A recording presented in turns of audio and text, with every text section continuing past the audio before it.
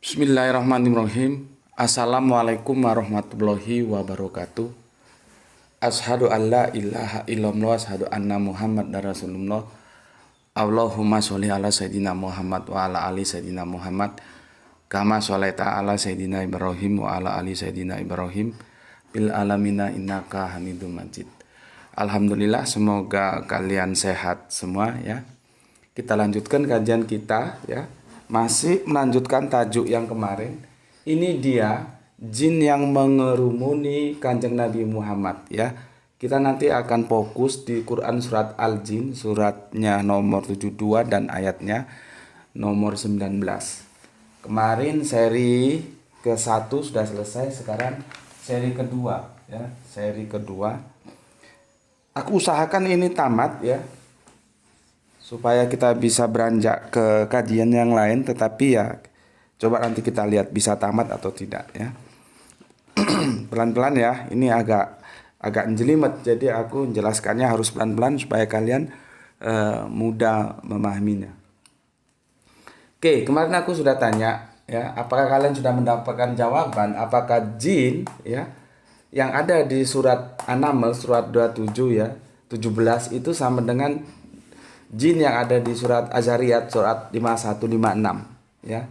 Aku memberikan PR untuk kalian semua, dan memang sengaja aku gantung, tidak aku kasih jawaban. Tidak tahu kalian sudah menemukan jawabnya atau tidak. Sama nggak sih jin yang dimaksud di surat An-Naml dan surat Az-Zariyat ini ya? Itu coba kalian jawab ya, apakah sudah menemukan jawaban ya? Karena kalau tidak bisa membedakannya, itu nanti jadi dongeng gitu loh ya. Dan kebanyakan mainstream masih memahami jin itu dongeng, sebatas makhluk goib gitu loh ya. Kalau sudah cara pemahamannya itu salah, maka kemanapun nanti ujungnya ya salah, karena awalnya sudah salah memahaminya gitu. Itu banyak aku komen-komen, ada yang masuk ya, ada bilang kiai bisa ngaji didengar jin atau apa gitu. Itu kan jadi dongeng gitu ya. Sesuatu yang tidak naturali, kalaupun itu bisa ya itu urusan dia lah ya. Kita berbicara hal-hal yang natural, yang terukur aja. Eman, kalau kamu beragama hanya berbasic dongeng itu eman atau sayang ya. Berbasic pengetahuan, semuanya bisa kita ketahui secara terukur gitu. Oke, sebelum aku lanjutkan, aku pelan-pelan dulu ya, pelan-pelan. Sebetulnya ya, apa sih yang dimasalahkan oleh kuculuk ini ya dari surat Al-Jin 72 yang 19 ini? Taruh katalah pemahamannya si kuculuk ini tentang siapa itu jin-jin itu yang mengurumuni Kanjeng Nabi Muhammad itu. Taruhlah itu kita tidak masalahkan dan itu benar. Tapi yang jelas itu salah ya, nanti aku akan jelaskan. Tapi kita anggap benar aja lah, bahwa jin dalam konotasi yang dia pahami adalah sesuatu yang negatif. Oke lah ya, itu kita biarkan mengalir saja. Terus ada seorang nabi ya, terus dia sedang sholat, terus dikerumuni jin-jin. Yang jin-jin itu dikonotasikan menurut si Kuculuk itu negatif gitu. Terus masalahnya di mana sih? Masalahnya di mana? Ya. Padahal kita kasih fur lah. Fur itu kelonggaran ya. Kita kasih longgar. Iyalah, oke lah. Kita ikuti aja aluran pemikirmu bahwa jin-jin itu sesuatu yang kamu konotasikan negatif. Terus ada nabi, ya kan begini. Ini sebetulnya nggak ada kata jin di yang 7219 ini ya. Nanti itu kata jinnya itu dinisbahkan ke ayat pertama dari 72 ya. Ini terjemahannya ini kurang cocok aku. Aku setuju yang terjemahan ini ya. Memang terjemahannya kacau ini. Contohnya begini ya. Contohnya di surat yang ke-18, surat 72 yang ke-18 ya. Diterjemahkan begini, surat 72 ayat ke-18. Ini depak ini.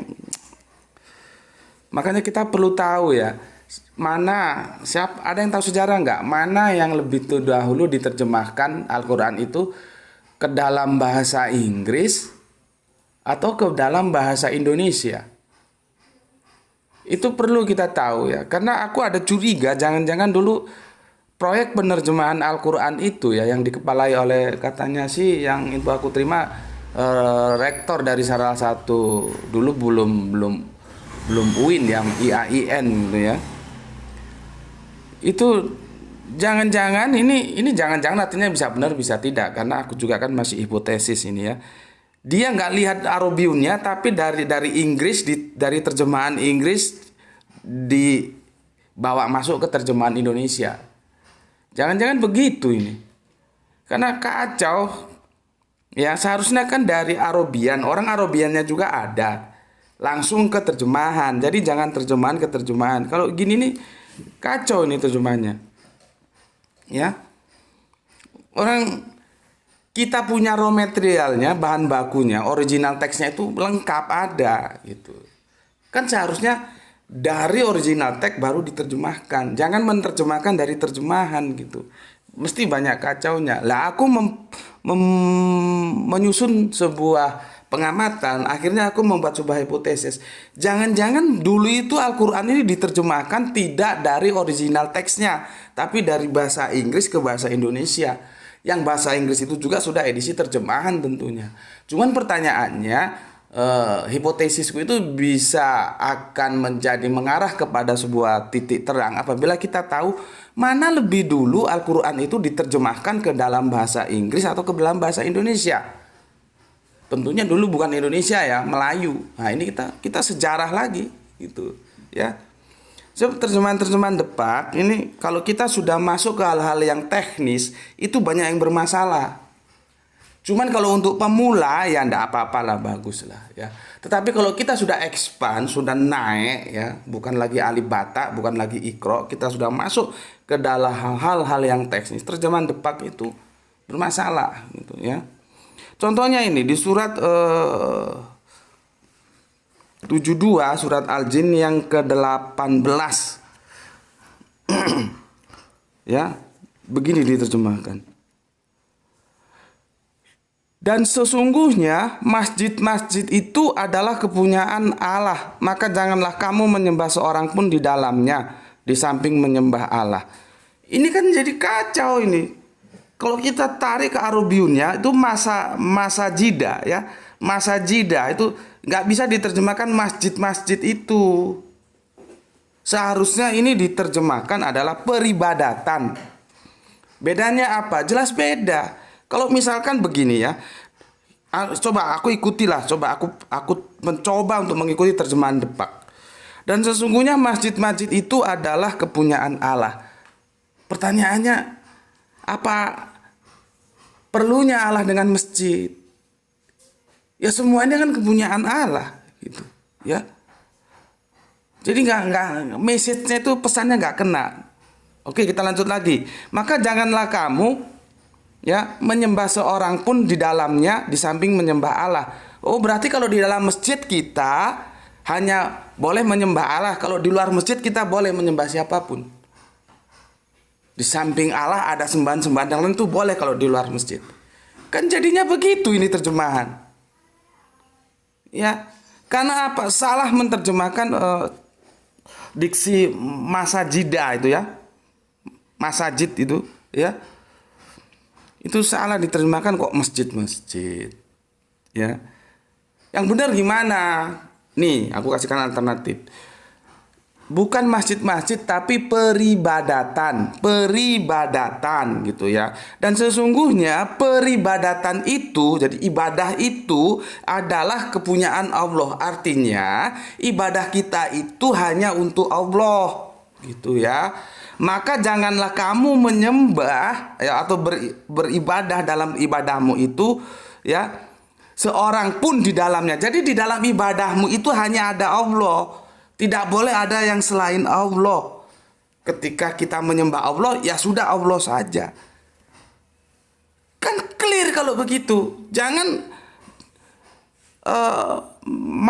masjid itu diartikan masjid-masjid, jadi kacau. Ya, inilah kacaunya terjemahan Depak itu seperti ini. Berikutnya ya, kan begini, yang ayat 19 yang dinukil si Kocluk itu kan begini ya. Biar singkat terjemahannya aja lah ya. Nanti kalau perlu Arabiunnya ditampilkan ya aku coba tampilkan. Ini juga sebetulnya di kata di 19 ini tidak ada kata diksi jin, tidak ada ya. Kalau Depak begini, dan bahwasannya tatkala hamba Allah, maksudnya Kanjeng Nabi Muhammad, berdiri menyembah Allah, beribadah, hampir saja jin-jin itu desak-mendesak mengerumuninya. Ya.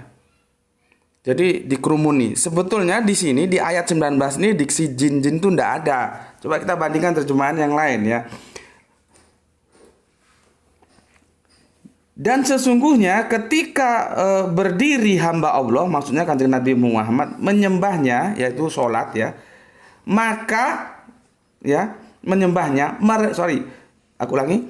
Dan sesungguhnya ketika berdiri hamba Allah, maksudnya Kanjeng Nabi Muhammad, menyembahnya, maksudnya sholat, mereka itu mengerumuninya berdesak-desakan.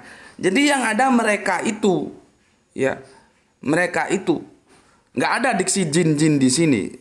Nah, terus kata ganti mereka itu bagaimana kok kita bisa tahu kalau itu jin? Maka kita kembali ke surat 72 ayat 1. Gitu ya.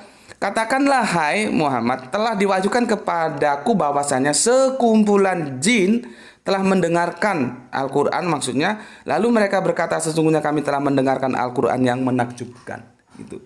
Jadi sebetulnya di Quran surat Al-Jin 72:19 ini tidak ada kata jin atau diksi jin-jin, itu tidak ada ya.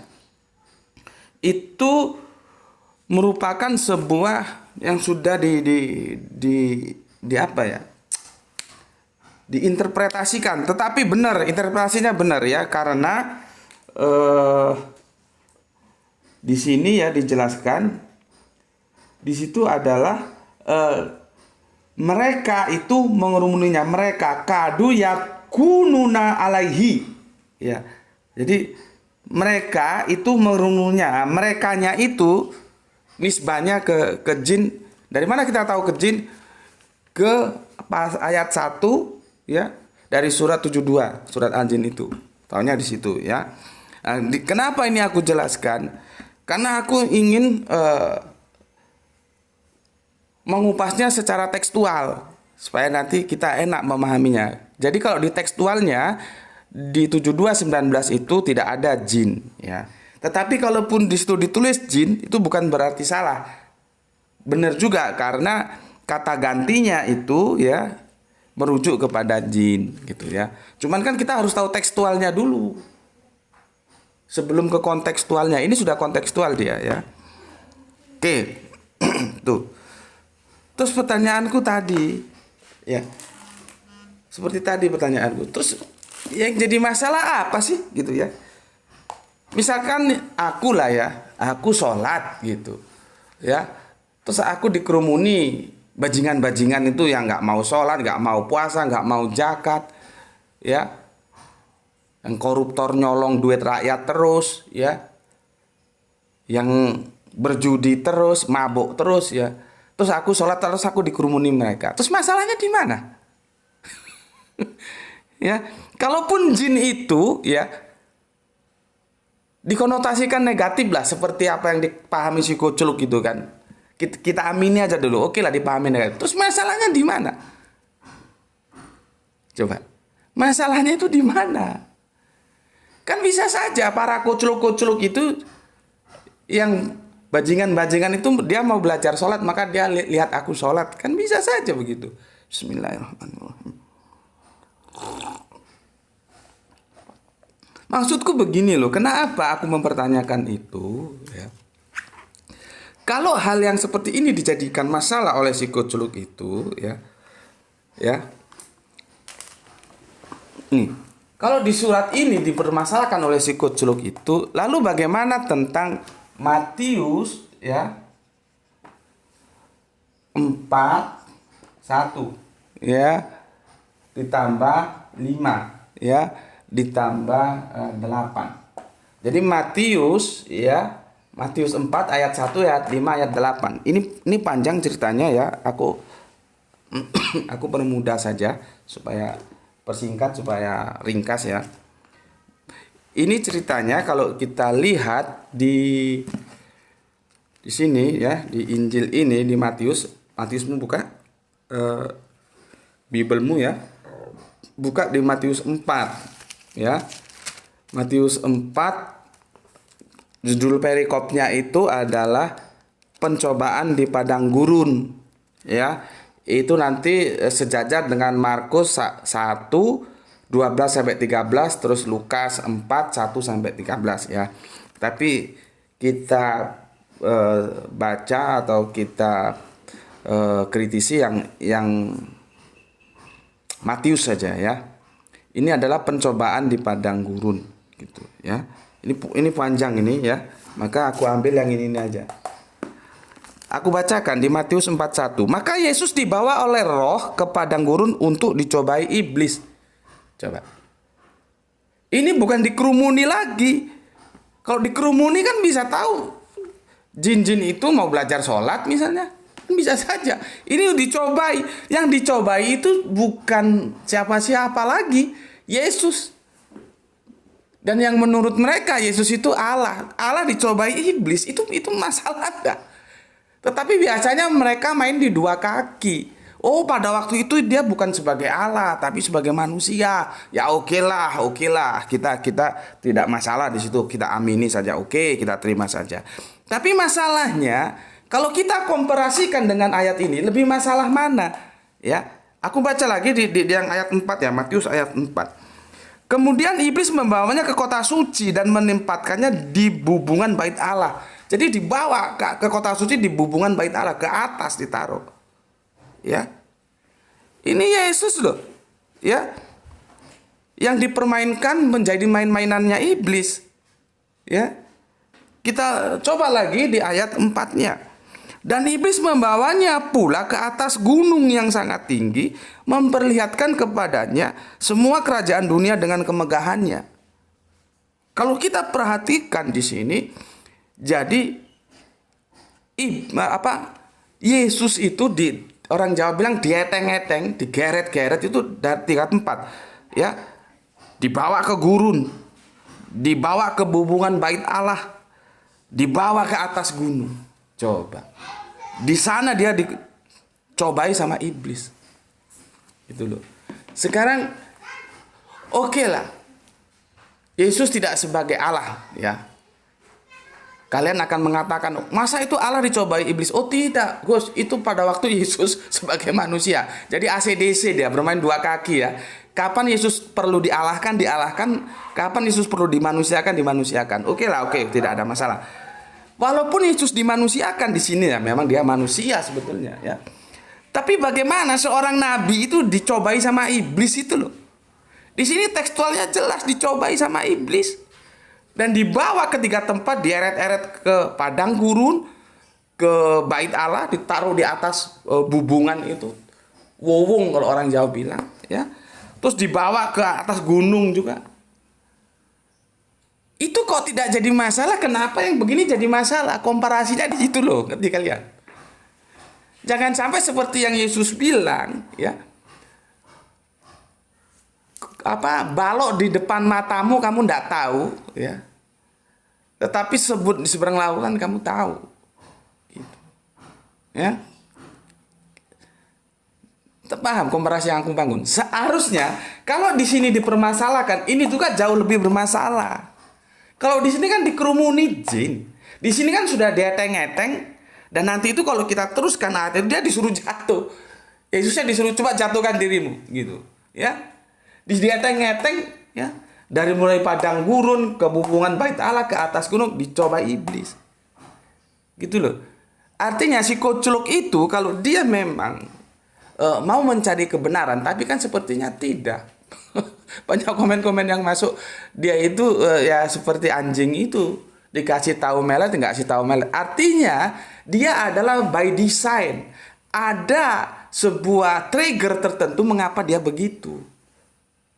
Ya, jadi memang benar dikasih tahu nggak dikasih tahu itu melet saja seperti anjing. Cuman kan aku sudah bilang aku ini tidak mengasih tahu si Koculuk itu, aku mengasih tahu kalian bagaimana sebetulnya kita memahami jin di dalam Al-Quran itu seperti apa. Apakah dia automatically ketika ada diksi jin maka kita akan masuk pada sebuah pemikiran makhluk gaib.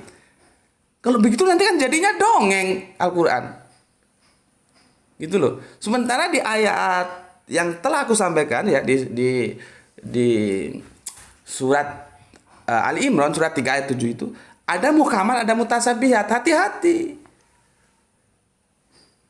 Lampunya kok kurang padang ya, Le. Ini dikasih lampu satu. Terang. Ya, Saudara. Ya, hati-hati. Gitu loh. Kalau Al-Quran ini kalian pahami tanpa memperhatikan diksi-diksi tertentu, seperti tadi kenapa di ayat 19 itu tidak ada jin, terus ditulis jin. Di situ aku jelaskan, karena kita harus lari ke diksi asalnya. Meskipun terjemahan depak tentang 19 ini jin-jin itu ya benar, karena nanti kata gantinya itu larinya memang ke jin. Kita kembali ke ayat satunya. Tapi kan kalau ini diterjemahkan tekstual, bunyinya nggak begini gitu loh. Ya. Ini kita melakukan kritik teks sejauh apa kita bisa paham tentang apa yang dimauin Al-Quran. Itu kita harus masuk ke intipatinya. Supaya nggak jadi dongeng. Kalau ada kiai baru datang ke sana apa? Dia baru dakwah kepada jin. Ya terserahlah kalau mau begitu terserah. Tapi aku ingin membuat lewat kajian-kajian di channelku ini mari kita berpikir rasional. Ya. Sesuatu itu bisa kok ya kita diskusikan, kita selesaikan secara rasional. Kalau kita tidak terjebak mitos. Ya, kalau kita sudah mainnya semua dibawa ke alam gaib jadi mitos. Bukan kita tidak percaya gaib, percaya sebagai orang Islam, orang yang beragama. Itu apapun agamanya, kalau ketika dia sudah beragama, dia harus percaya terhadap hal-hal yang gaib. Tetapi tidak bisa semuanya langsung dipukul secara gaib karena salah memahami diksi jin itu apa. Apakah dia bisa serta-merta dikunci setiap ketemu kata jin? Karena kata jin itu di Al-Quran itu berserakan. Terus kamu pahami saja itu sebagai sesuatu yang makhluk gaib. Ya bubar jadinya. Seperti aku bilang tadi, akhirnya sudah cerita-cerita, kiai itu baru dakwah. Kemana? Ke sana. Ke pinggir kali, siapa yang dakwai jin? Dia bisa berkomunikasi dengan jin gitu. Ya sudahlah kalau maunya seperti itu sudah. Tapi di sini tidak. Kita berusaha bagaimana logika nalar itu dipacu ya untuk memahami Al-Qur'an sehingga dia tidak menjadi dongeng gitu. Ya. Oke, sudah jelas ya. Aku komparasi ya antara Quran surat Al-Jin 72:19 dengan Matius 4 ayat 1, ayat 5, ayat 8. Artinya apa? Kalau sama si Koculuk itu ini dipermasalahkan, seharusnya ini lebih dipermasalahkan lagi. Jangan sampai balok di depan matamu kamu nggak nampak, tapi semut di ujung lautan pun kamu nampak. Tetapi bagaimana bisa terjadi begitu? Ya karena memang si Koculuk ini seperti anjing sudah melet. Dikasih tahu nggak dikasih tahu podoai. Artinya apa? Dia behind, ya ada behind screen. Sebetulnya siapa sih yang menjadi operatornya itu? Ini nanti tugas penegak hukum lah untuk menanyakannya, ya. Atau dia di-trigger oleh apa? Sehingga dia melakukan itu. Kan itu sebuah kebodohan. Kenapa? Kita sudah bisa baca ya. Agama ini sensitif. Ketika kita tidak membicarakannya dalam bingkai akademik, orang akan tersinggung. Makanya berkali-kali aku ingatkan, kajian kita ini adalah dalam bingkai akademik. Gitu loh, ya. Supaya ketersinggungan itu bisa kita hilangkan. Dan orang yang berakademik itu berpikirnya dia tidak hanya ngomong tapi dalil Alkitabnya ada. Dan itu akan kita diskusikan bersama gitu. Ya. Oke, tahu ya kenapa aku mengkomparasi dua ayat ini. Oke. Sekarang aku akan tunjukkan, aku sudah cek ya. Ternyata kata jin itu secara Arabian tulisannya juga sama. Takutku nanti jin dalam tulisan yang berbeda itu bisa beda maksud nanti ya. Ini akan aku tunjukkan ya. sekilas sebelum kita nanti mengupas tentang secara detail ya. Ini dia ketemu ya. Aku sudah cek ke Arobiunnya langsung dan itu memang sama ya. Ini dia yang pertama ya. Jinnya itu tulisannya begini. Ini di surat pertamanya ya. Di surat pertamanya, surat 72 ya. Surat 72, terus ini nanti di surat yang ke-51 itu di surat Az-Zariyat ini. Ini di surat. Ini le. Ini tunjukkan yang Bapak lingkari itu ya. Yang Bapak lingkari. Ya, lihat itu tulisan jinnya, fokus ke tulisan jinnya ya, Arobiunnya ya, jangan Indonesianya. Kalau Indonesianya sih podo ae ya. Ya, oke, sudah ya. Terus ini di surat yang Az-Zariyatnya ya, Az-Zariyat berapa kemarin? Sebentar, aku cek dulu. Az-Zariyat 51 yang 56 ya. Nih. Tulisan jinnya itu seperti itu ya. Kita perhatikan Arobiunnya artinya tidak ada perbedaan ya. Oke. Terus ini yang ke berapa ini ya? Dari jin dan manusia. Ini yang tentang ini 27 itu surat apa 27? An-Naml tentang Nabi Ibrahim ya. Nih. Lihat. Jinnya sama semua. Sorry kok Nabi Ibrahim, Nabi Sulaiman ya. Tuh lihat itu.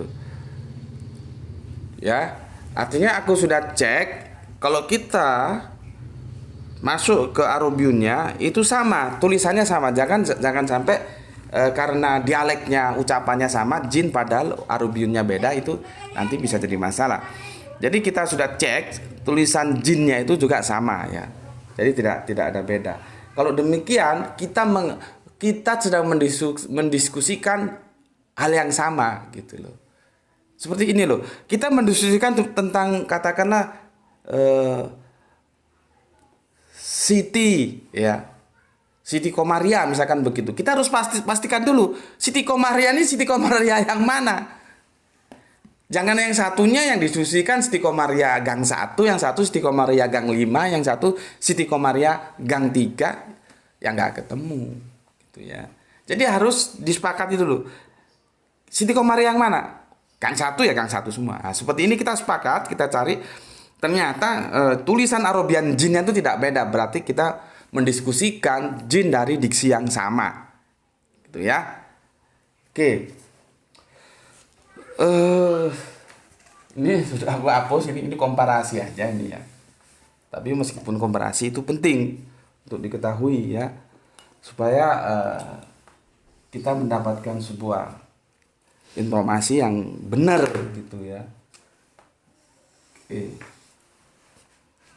Aku jelaskan dulu ya tentang jin ya, tentang jin.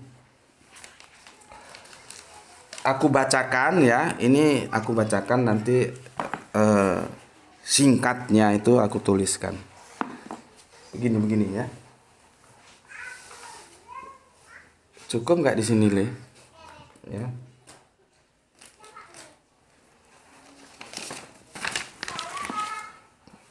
Semoga kalian bisa mengikuti ya, ini agak ribet memang ya. Jin ya, itu kalau kita lihat kamus Al-Munjid ya, lisan Al-Arab ya, itu bisa bermakna menjadi gelap ya. Gelap bisa menutupi, bisa bersembunyi ya. Kita gunakan referensi Al-Munjid misalnya ya. Al-Munjid itu bisa gelap, sorry ya, bisa gelap, bisa menutupi ya, bisa juga bersembunyi ya. Oke, aku ulangi. Kalau kita menggunakan Al-Munjid ya, itu di kitab Ra'id At-Tulab ya. Kitabnya Ra'id At-Tulab Al-Munjid Lisan Al-Arab gitu ya. Itu poliseminya begini ya. Bisa menutupi, bisa bersembunyi ya. Ini gelap ini. Gelap ya. Lihat ini.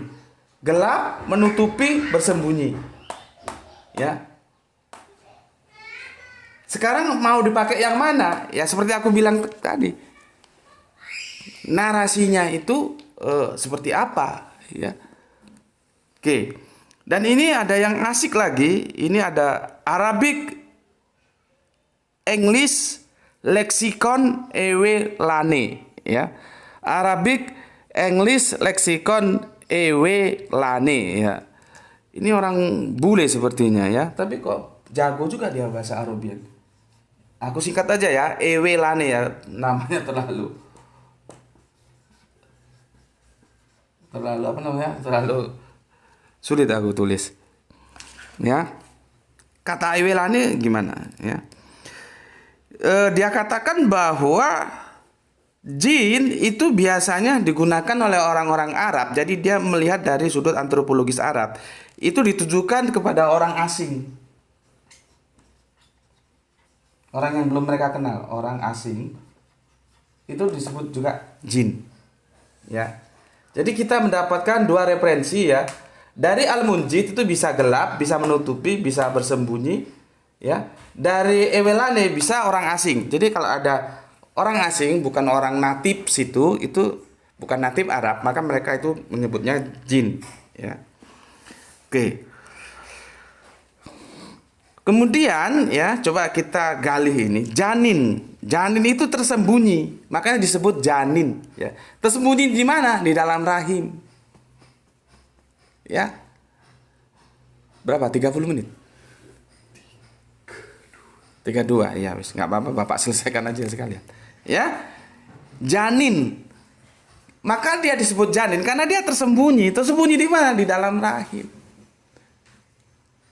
Oh iya Pak, tapi sekarang sudah bisa dideteksi pakai uji apa sih namanya kalau kita mau lihat jenis kelamin bayi itu.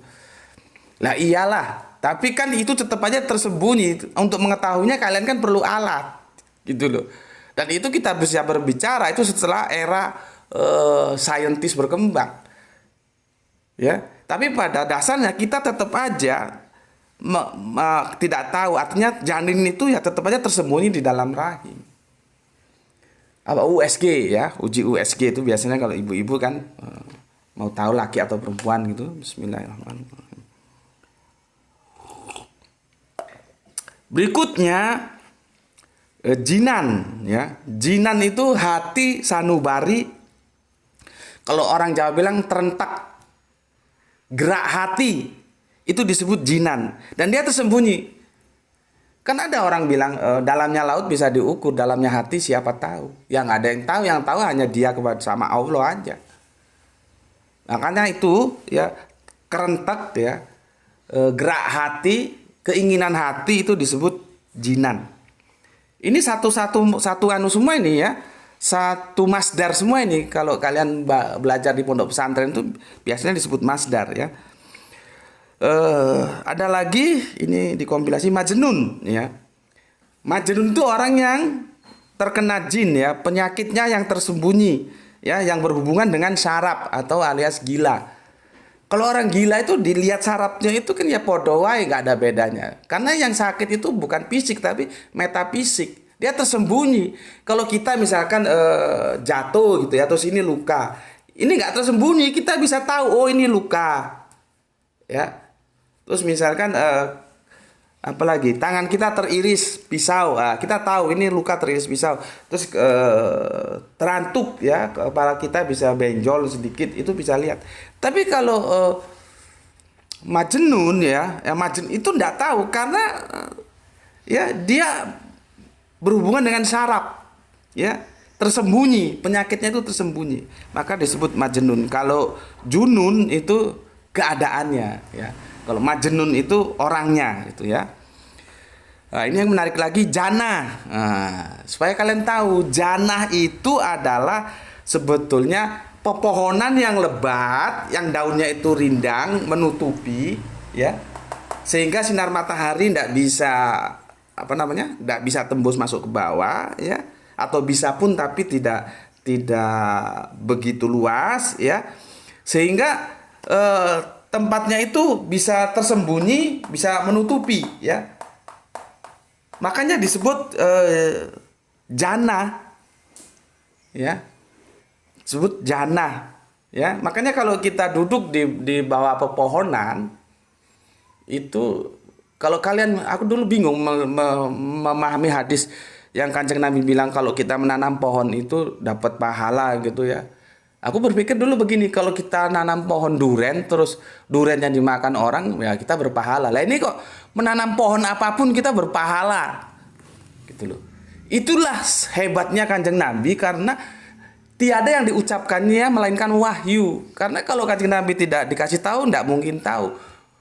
Ini kajian tingkat tinggi ini. Kenapa sih? Ketika kita menanam pohon apa saja, meskipun dia tidak berbuah, kita mendapat pahala. Ternyata saintis mengatakan pohon itu menghasilkan O2, di mana oksigen itu sangat kita butuhkan dalam kehidupan, contohnya bernapas. Bayangkan saja kemarin-kemarin waktu ada wabah, berapa harga satu tabung oksigen? Dan semua orang bingung cari oksigen, ya. Tetapi oksigen yang dikasihkan oleh Allah ini begitu banyak, ya. Maka kalau ada orang tidak sholat itu otaknya otak mengong itu. Coba dia suruh bayar oksigen yang Allah kasihkan, mampu nggak? Orang disuruh sholat saya tidak mau, ya. Jadi dulu aku heran, loh Kanjeng Nabi suruh kita nanam pohon apa saja dapat pahala, kecuali kalau pohon duren, nanti durennya dimakan orang dapat pahala gitu. Ini kalau pohon apa saja, ternyata pohon itu memproduksi oksigen yang kita perlukan untuk bernapas, gitu. Aku pernah besuk temanku yang semoga Allah mengampuninya, ya. Aku besuk, dia sudah nggak ingat sama aku, bisa lihat tapi nggak ingat siapa aku, siapa istriku, siapa teman-temanku, dia nggak ingat. Terus aku tanya kenapa bisa demikian. Ternyata suplai oksigen ke otaknya itu sudah tidak memenuhi kuota yang dibutuhkan otak, sehingga kesadarannya hilang. Bayangkan bagaimana perlunya oksigen. Karena kurang oksigen aja kita sudah lupa. Pada waktu itu dia sama anaknya, sama istrinya dia lupa. Yang masih dia ingat itu justru pembantunya yang sering menyiapi kebutuhan-kebutuhan dia. Kok sama yang lain lupa? Ya bisa ngelihat gini, bisa ngelihat, tapi siapa dia lupa. Ternyata suplai oksigen yang ke otaknya itu sudah terhambat, sehingga kuota yang diperlukan oleh otak akan oksigen itu tidak terpenuhi. Disitulah hang kalau komputernya, ya. Oke, makanya ketika kita duduk di taman, ya, itu menjadi sejuk karena pohon-pohonan itu. Disitulah disebut jannah. Yang kemudian nanti itu jannah itu juga bisa dipahami, kita sudah bahas tentang surat An-Najm, ya. Yang terjemahan Depak juga salah ketika jannah itu dipahami sebagai isim makna, ya, dipahami sebagai surga, padahal tidak. Pohon sidrat itu pohon, kok iki melarine dok surga iki. Jadi repot.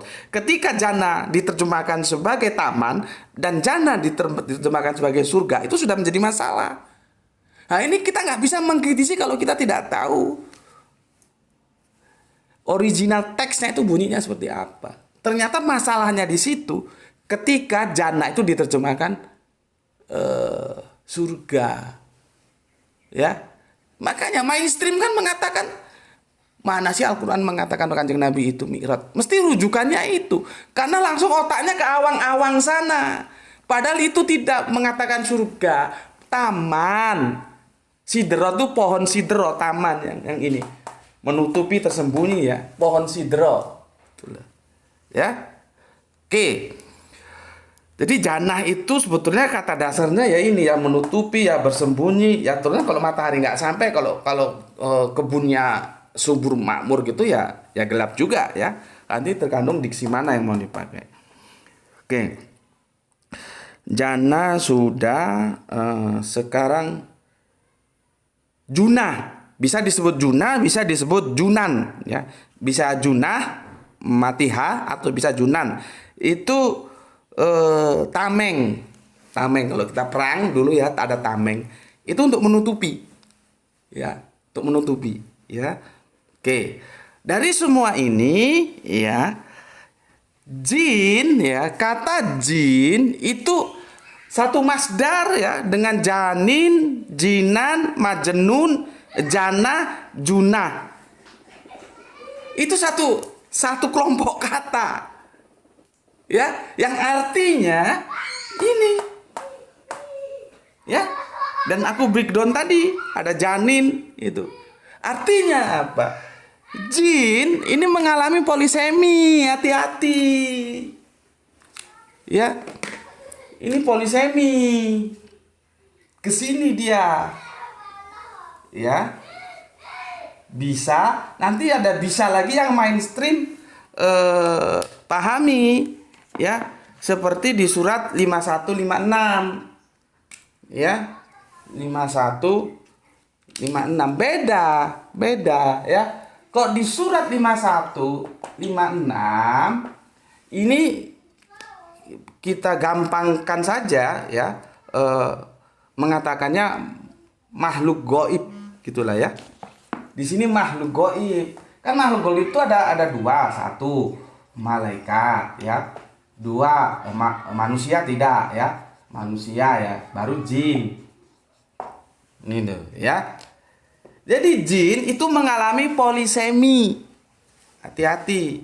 Dia punya banyak makna. Makna mana yang mau diambil? Ya tergantung narasinya. Karena diksi itu nanti akan ditentukan oleh narasi yang ada ya. Maka jin ini, perhatikan ini, otakmu buka dikit supaya ngerti kamu. Ya. Jadi aku jelaskan capek-capek gini supaya kamu gampang menerima, kamu ngerti, kamu pinter gitu loh. Kalau kamu sudah ngerti, kamu pinter, kamu ajarkan ke orang lain gitu. Jangan kamu ngaji tapi goblok saja, males aku punya follower goblok. Kamu harus cerdas.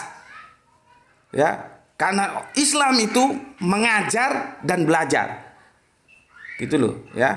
Jangan ilmu ini berhenti di kamu. Makanya aku tak bikin sejelas mungkin supaya kamu gampang ngerti. Kalau kamu sudah ngerti, jelaskan kepada orang lain. Ya, ilmu itu zakatnya diajarkan. Dan apabila kita mengajar dan belajar, itu kita lebih paham lagi. Di sini kamu paham, terus kamu ngajar, itu juga proses kamu untuk menjadi paham. Ya, makanya perhatikan. Oke, jin ya, yang di sini itu jin yang ini itu yang makhluk gaib.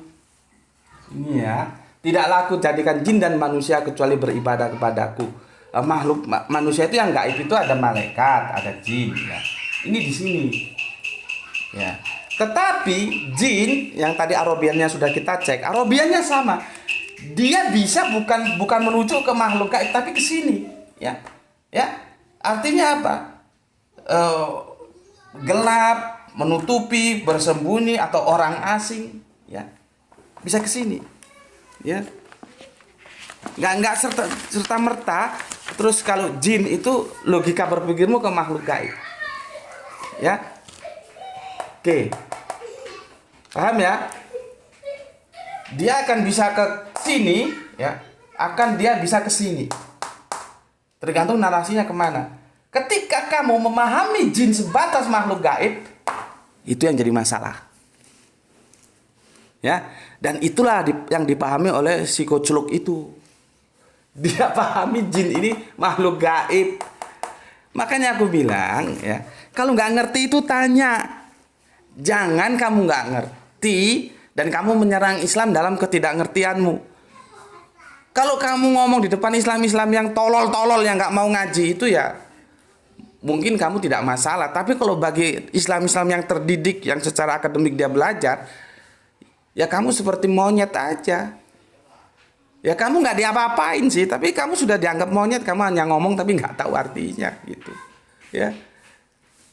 Sama teman-teman Islam yang pinter-pinter ini, yang jebolan-jebolan pondokan ini yang sudah terdidik, yang bestseller ini, terus kamu ngoceh mengkritik surat Al-Jin 72:19, kamu bilang Nabi Muhammad dikerubungi jin, terus Nabi Muhammad kamu posisikan negatif karena jin itu negatif, ya kamu seperti monyet diketawain sama teman-teman Islam. Karena kamu tidak tahu, kamu kira jin itu ya satu-satunya bermakna makhluk gaib. Kalau kamu ngomong ngoceh di anak-anak seperti anakku yang ini masih alif bata ya, masih ikro, ya boleh lah. Karena memang masih anak kecil, perkembangannya masih seneng dongeng gitu. Tapi kalau di Islam-Islam yang sudah terdidik yang pinter, ya itu tadi kamu seperti monyet. ada monyet mau mengkritik Al-Quran. Ya. Kenapa? Kamu udah ngerti. Seharusnya kamu tanya dulu, baru kita diskusi dulu. Ya, oke.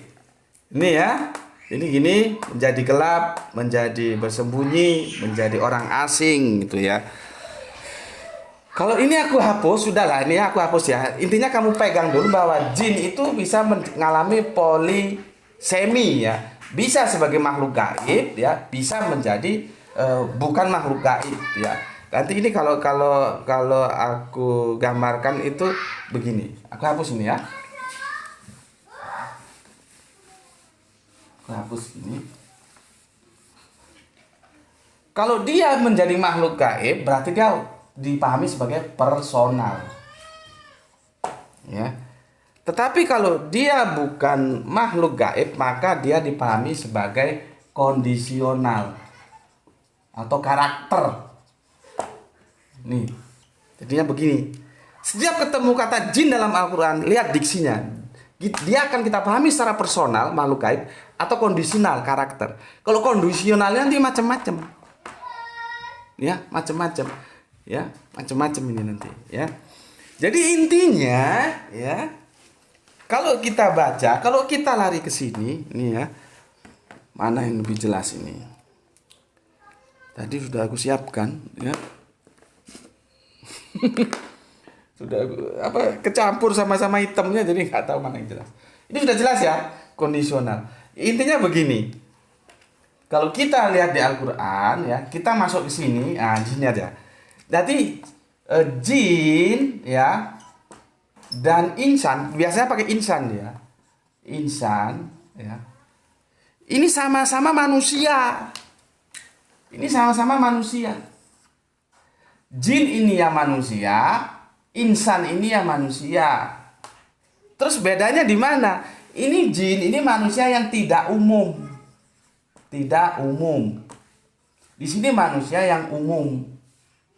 Ya, ini manusia yang umum. Umum. Tapi ini sama-sama manusia. Ini juga manusia. Ya. Jadi di sini Kanjeng Nabi ya manusia, dikerumunin siapa? Manusia. Cuman yang perlu kamu perhatikan, jin itu ya dia situasi dan kondisi ya, kondisional ya. Nanti apakah dia gelap, apakah dia orang asing, apakah dia apa, nanti lihat narasinya aku jelaskan. Di sini ya jin itu untuk yang tidak umum. Insan itu untuk manusia yang umum. Umum dan tidak umumnya aku bawa langsung ke ayatnya saja lah ya, supaya lebih jelas. Oke ya. Kita langsung nggak buka Al-Quranmu, buka. Aku minum dulu. Berapa lama Le? Belum 1 jam kan? 49. Semoga 1 jam bisa kelar ini. Kalau nggak kelar biarin om-ommu, mbak-mbak itu kehabisan paket nonton kajian Bapak. Bismillahirrahmanirrahim.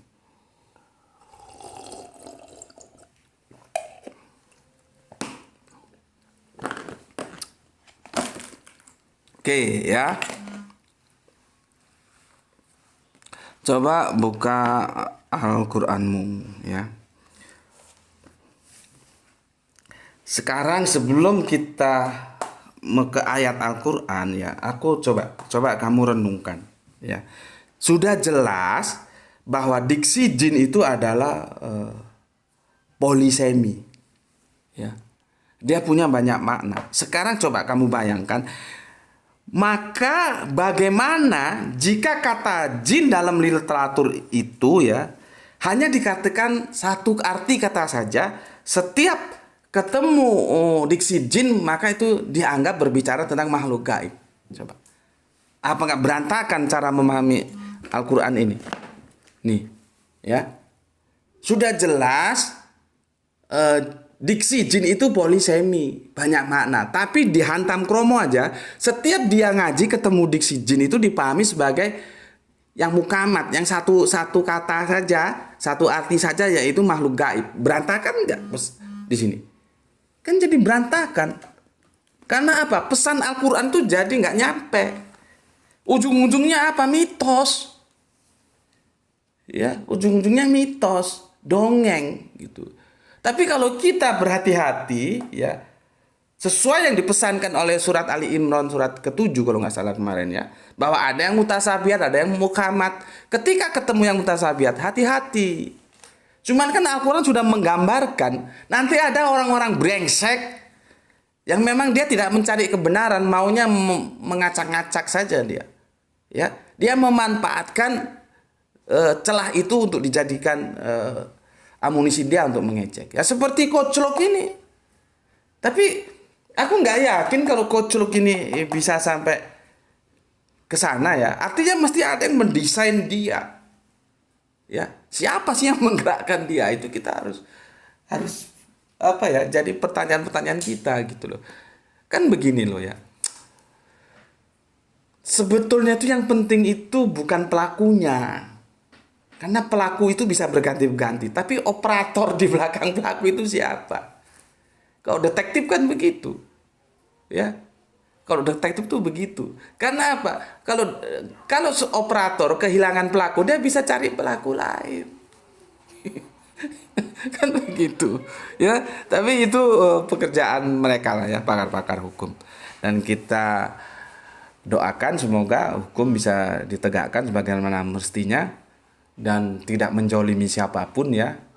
Artinya kalau memang dia pantas untuk menerima hukuman ya dihukum, kalau tidak ya jangan gitulah ya. Kita semoga mendapatkan sebuah keadilan.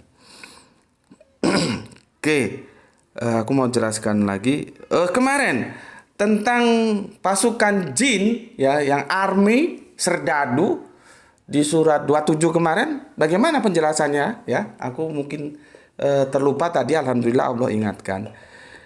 Jadi gini loh.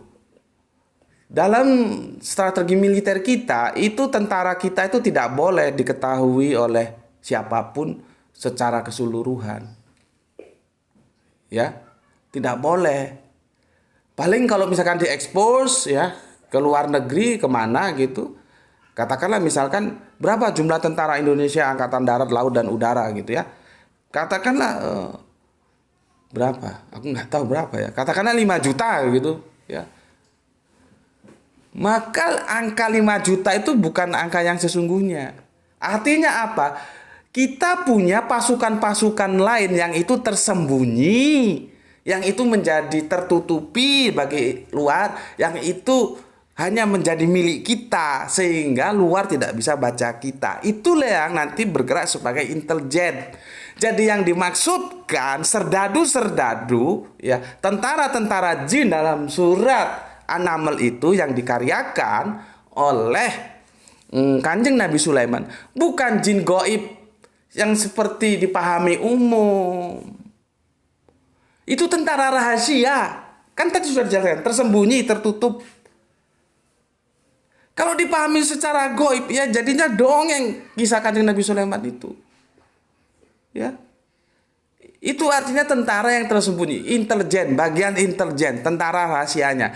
Jadi Al-Quran lewat kisah Kanjeng Nabi Muhammad mengajarkan kita, you kalau punya negara, kalau you punya tentara, jangan semua tentara itu you obral ke luar negeri. Tapi harus ada yang menjadi rahasia, yang tertutup, yang tidak terbuka untuk umum, yang dia tersembunyi. Itu jangan sampai dibaca oleh luar negeri, gitu loh.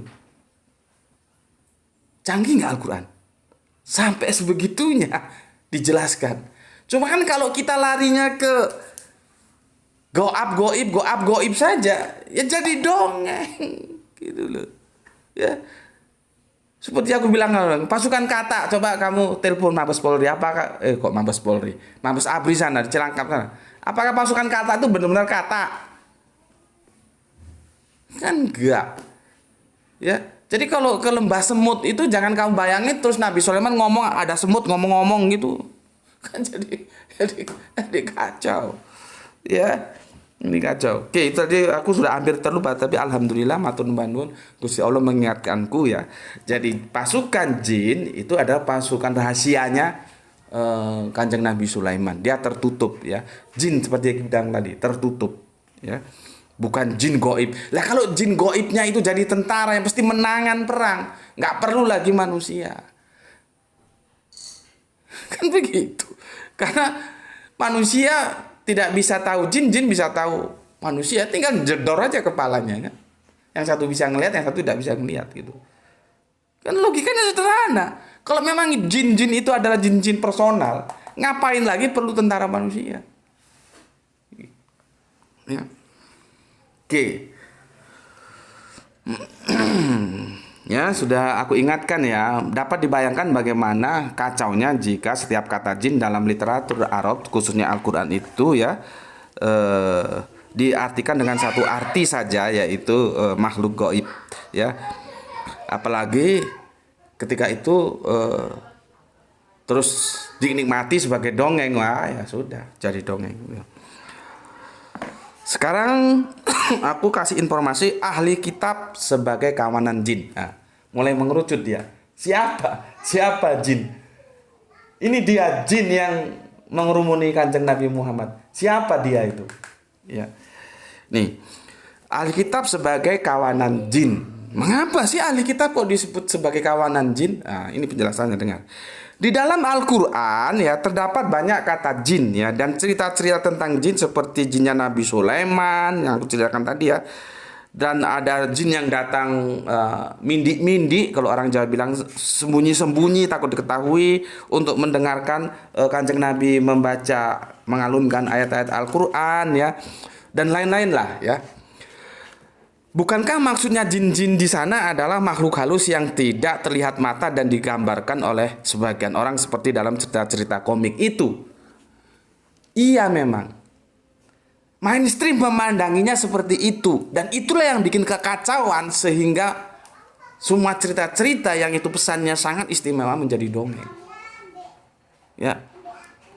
Jadi sekarang kita ke surat Al-Ahqaf ya, surat 4629 ya. Nggak usah aku tulis lah ya, kamu tulis sana ya, Al-Ahqaf 46. Aduh, nanti gak enak juga, nanti ada yang kurang jelas. Ini sudah ya. Ini jin itu polisemi, bisa kondisional, bisa personal ya. Oke, nah ini hapus ya. Ini sekarang kamu buka Quran surat Al-Ahqaf ya. Quran surat Al-Ahqaf. Ahqaf ya. Ini surat 46 29 ya, 46 29. Supaya lebih cepat ya. Udah berapa lama nih? Waduh, sudah 59, sudah hampir 1 jam ya. Aku berusaha speednya kita naikkan ya supaya bisa selesai ini. Dan nih, jadi aku masuk ke terjemahannya saja. Nanti kalau terjemahannya bermasalah baru kita kembali ke Arabiannya. Dan ingatlah ketika kami memalingkan ke arah engkau sekawanan jin, di terjemahan lain menghadapkan ya. Tapi yang aku lebih setuju memalingkan. Kalau menghadapkan itu seolah-olah terjadi pertarungan saling berhadapan ya. Aku lebih cocok terjemahannya begini. Memalingkan ya. Dan ingatlah ketika kami memalingkan ke arah engkau sekawanan jin yang hendak mendengarkan Al-Quran. Lalu ketika telah menghadiri pembacaan Al-Quran itu, mereka berkata satu sama lain ya, jin-jin itu, camkanlah. Kemudian setelah selesai mereka kembali kepada kaumnya memberi peringatan. Di surat Al-Ahqaf ya, surat 4629. Sekawanan jin, apa yang dimaksud sekawanan jin ya? Oke, aku jelaskan di sini penjelasannya ya. Sekawanan jin yang dimaksud di dalam ayat ini adalah orang-orang Yahudi dari Nasibin. Ya. Atau menurut sumber lain Mausal atau Niniwe. Jadi ada yang bilang mereka dari Nasibin, ada yang bilang dari Mausal atau Niniwe. Ya. Mana itu? Irak. Karena takut akan tantangan dari orang-orang Mekah, ya. Kita sudah pelajari kan bagaimana hijrah Kanjeng Nabi, ya, bahwa di Mekah itu tidak dalam kontrol Islam, ya. Dan akhirnya Kanjeng Nabi bersama umat Islam harus hijrah ke Madinah, ya, karena di sana dinullah tidak bisa ditegakkan karena teritorial Mekah itu belum dalam kontrol Kanjeng Nabi bersama umat-umat Islamnya. Artinya apa? Provokasi yang dilakukan oleh Arab-Arab pagan Mekah itu sangat tinggi, ya. Dan ini menjadi sebuah penjelasan, ya, kenapa mereka itu ya.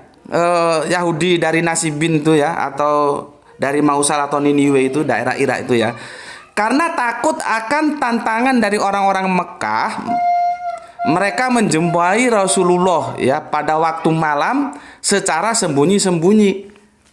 Tantangan itu maksudnya kalau ketahuan Arab-Arab pagan ya bubar. Mereka kan menghambat dakwah Rasulullah. Ini ada orang mau belajar Islam, kan sudah dibabat di tengah jalan kalau ketahuan. Ya.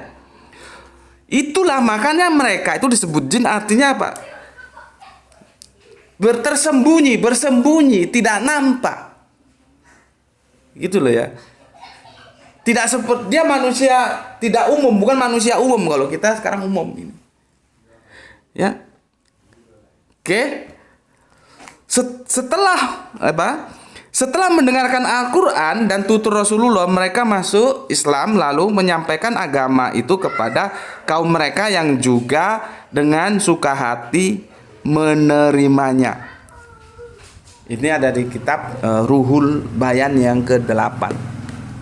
Coba jelas sekarang kenapa ya orang-orang Yahudi yang mau belajar ngaji, belajar Quran itu kepada Kanjeng Nabi disebut jin. Karena mereka tersembunyi. Kalau terang-terangan ketahuan Arab-Arab pagan yang jelebo itu, Arab-Arab jelek bodoh itu, Arab-Arab pagan jahiliyah itu, ya dihabisi mereka.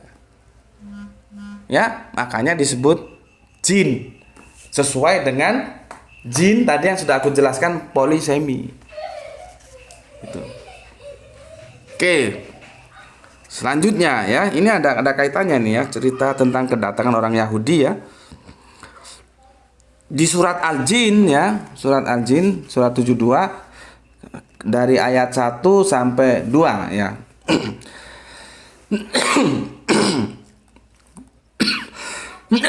Sorry. Ambilin air panas deh. Termos. Iya, setengah aja ya.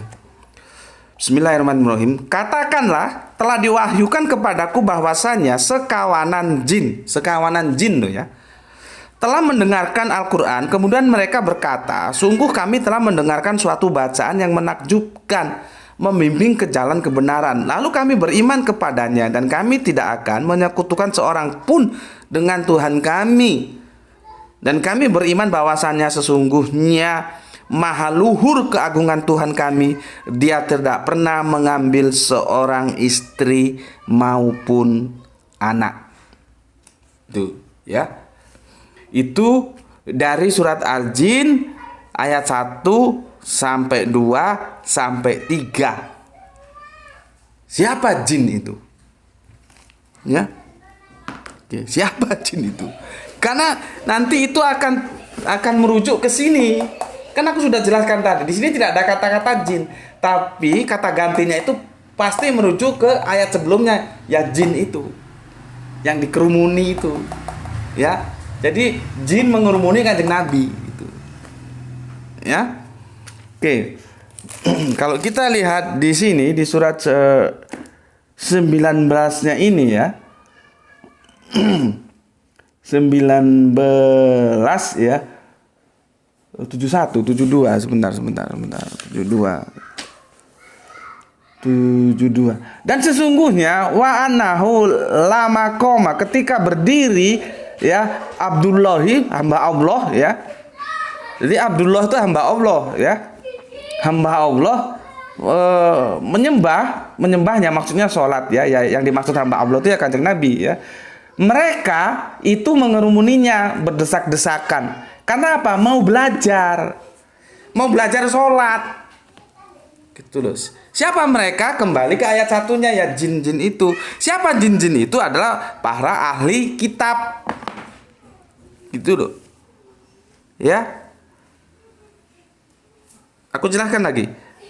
Banyak orang salah tafsir dengan menyangka bahwa jin di situ ya dikonotasikan sebagai personal, bukan kondisional.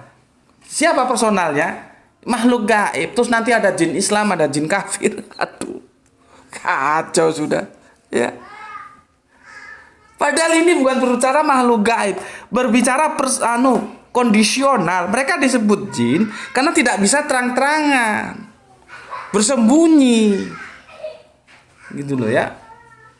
Tadi kan, makanya tadi aku jelaskan di awal ya tentang diksi jin itu ya, baik dari Al-Munjid maupun dari Ewelane tadi ya. Oke. Banyak orang salah tafsir dengan menyangka bahwa jin dalam ayat ini adalah makhluk halus ya, mungkin demit gitu ya. Kalau orang Jawa bilang demit ya, datang untuk nguping. Jadi ono demit gitu, ada demit datang terus nguping gitu ya. Ketika baca Al-Quran ya, Rasul Kanjeng Nabi baca Al-Quran ya, mereka sangat tertarik dengan ayat-ayat Al-Quran yang beliau baca, terus menyatakan masuk Islam. Terus nanti ada demit Islam, demit kafir kan gitu aja. Padahal bukan. Jin di sini adalah ahli kitab. Kenapa kok bersembunyi, kok menutupi dirinya? Nek konangan dibabat habis. Maka alhamdulillah, kan aku sudah bilang kajian-kajianku itu saling terkait. Kalian mengerti kenapa dibabat habis oleh pagan? Kembali tentang hijrah, kamu tonton lagi. Kenapa Kanjeng Nabi harus hijrah? Karena teritorial Mekah tidak dalam kekuasaan umat Islam. Gitu loh. Dan panglima perangnya Abu Jahal dan kocok-kocoknya itu kan selalu menghalangi dakwah Kanjeng Nabi. Lah ini ada orang mau datang terus terang-terangan mau belajar Islam, ya dibabat. Kecuali Umar bin Khattab, dia memang jagoan. Umar bin Khattab itu memang jagoan tuh. Dia bilang, ini masuk Islam, siapa mau janda, ayo di depan sini. Siapa mau istrinya jadi janda, ayo halangi aku sekarang sudah Islam. Itu lain Umar bin Khattab. Ya. Karakter orang itu beda-beda. Tapi memang masa lalu Umar bin Khattab itu kan dia seorang jagoan, jago gulat tuh gitu. Preman Mekah kan dia. Jadi jangan coba-coba. Sesungguhnya dulu yang diminta oleh Kanjeng Nabi dalam doanya itu ada 2 Umar, ya. Terus yang diberi sama Allah Umar bin Khattab ini. Bismillahirrahmanirrahim.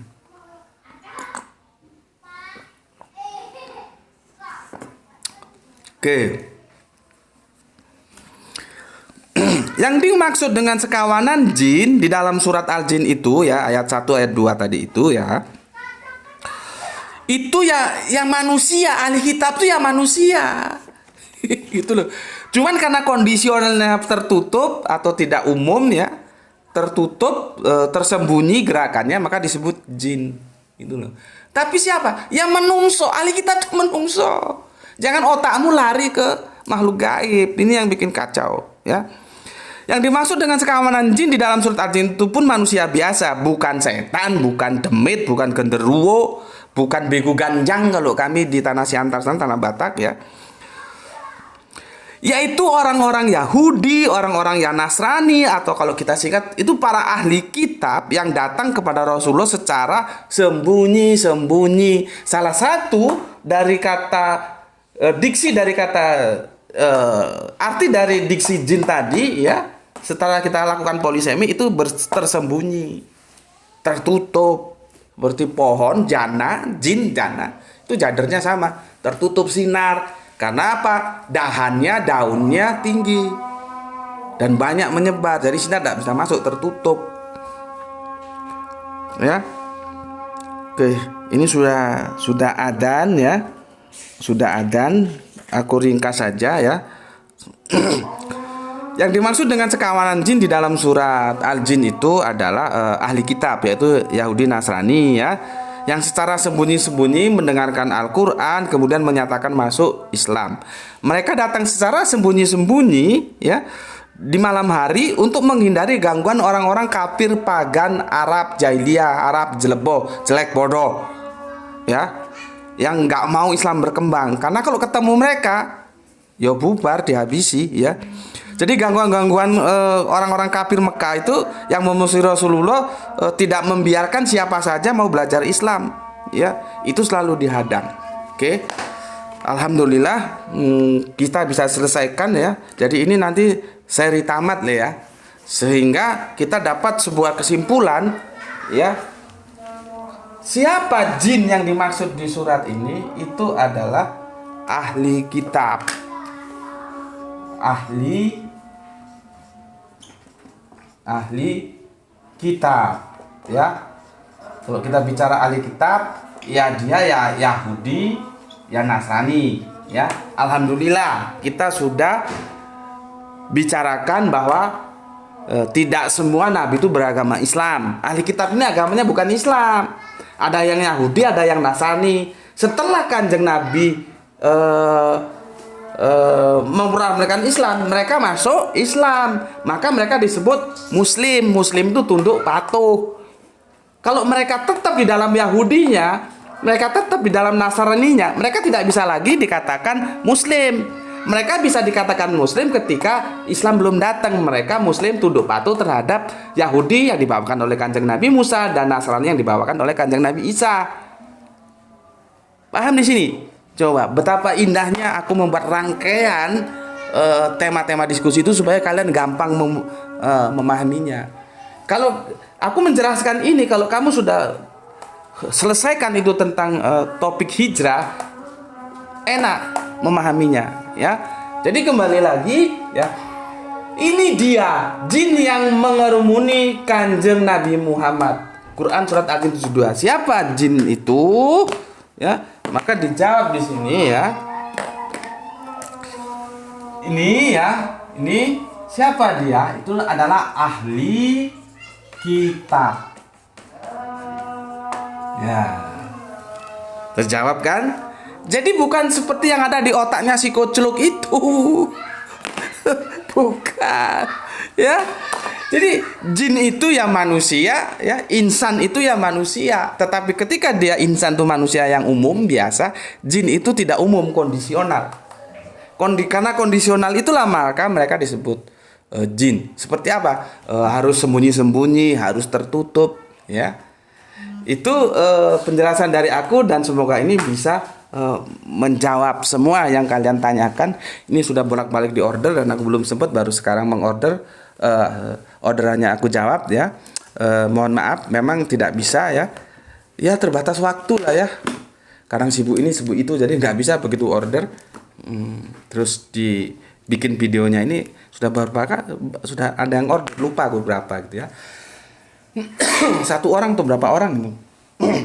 Nah sekarang kamu pelajari video ini ya, kamu pahami dan kamu ajarkan kepada yang lain supaya yang lain mengerti. Minimal ke lingkungan Islam dulu supaya otaknya itu sudah berubah. Kalau ketemu kata jin itu tidak serta-merta merujuk kepada personal makhluk gaib, karena nanti jadinya Al-Quran dongeng. Ya, tapi ajarkan tentang kamu masuk dulu buka seperti aku kemarin membuka ya. Jadi ada sistematikanya. Ajarkan dulu tentang surat Ali Imran surat 7 ya, surat 3 ayat nomor 7 tentang bahwa ada diksi mutasabihat, ada diksi mukamat. Lah jin di sini dia masuk dalam diksi yang mutasabihat. Dia polisemi, banyak makna. Ya, kesalahan-kesalahan selama ini publik memahami jin itu hanya satu makna, yaitu makhluk gaib, jadinya kacau. Nah, setelah kamu paham, kamu pelajari, bagikan kepada yang lain, terutama kepada saudara Islammu dulu ya. Setelah itu, kalau kamu adakan diskusi dengan teman-teman Kristenmu, ya jelaskan dengan baik ya. Tidak perlu menghina, tidak perlu menghujat, tidak. Orang itu tidak akan tertarik dengan hujatan kita. Tidak akan tertarik. Tapi bagaimana cara kita menjelaskan, menyampaikan, dan kita menghormati mereka, itu akan bisa tertarik.